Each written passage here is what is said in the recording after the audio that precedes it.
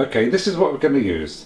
We've got red onion, which is nice and sweet, and we've got carrot, which is a traditional ingredient, and we've got some celery as well, and garlic, and we've got some good steak mince, which is very lean.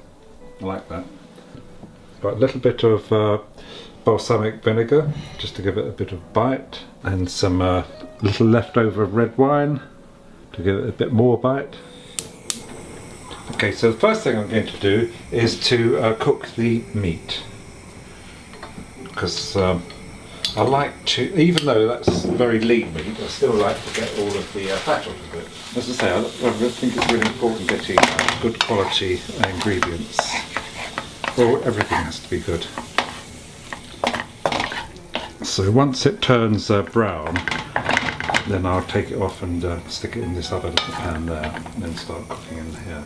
One thing which is really important is having a good sharp knife. Now there are about 10 million ways to cut up an onion, and somebody will always tell you that your way is wrong. Who cares? So I like very chunky vegetables in my thing. That's what I call peasant style. And then let's chop these little boys up.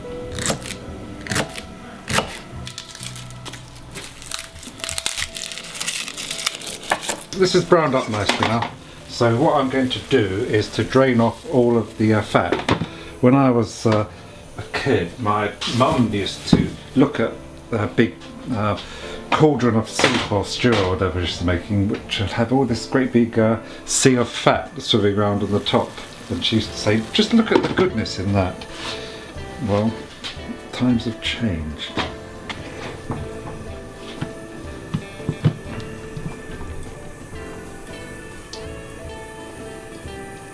So all that is just the fat, the smoked bacon bits. It's better if you can get posh lardons. So when you get proper lardons, they're nice little cut up cubes. Again, I like quite big chunks of garlic. I know that godfathers tend to chop them up with razor blades, so they're just like a paste.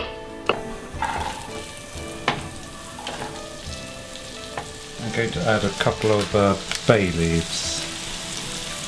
Get it all nice and stirred round, so that then all of the oil coats everything.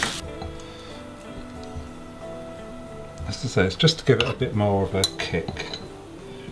So when you're using peppers, try not to, it's the seeds that are really super hot, so unless you're a big macho man, just try to get the seeds out.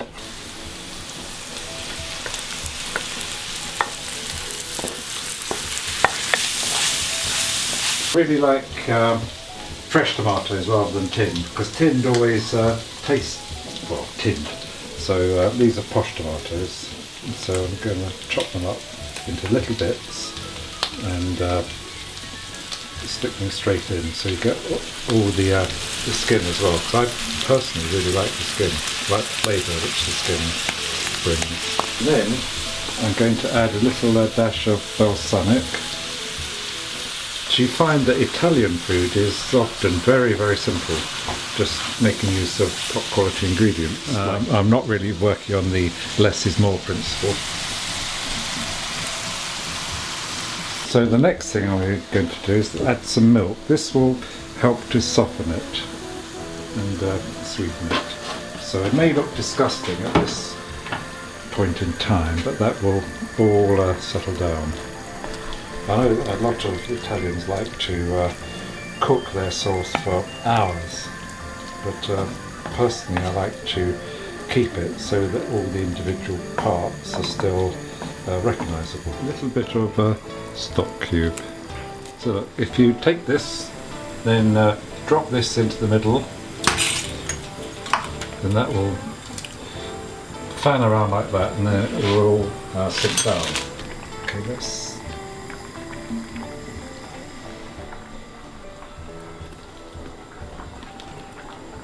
That's good.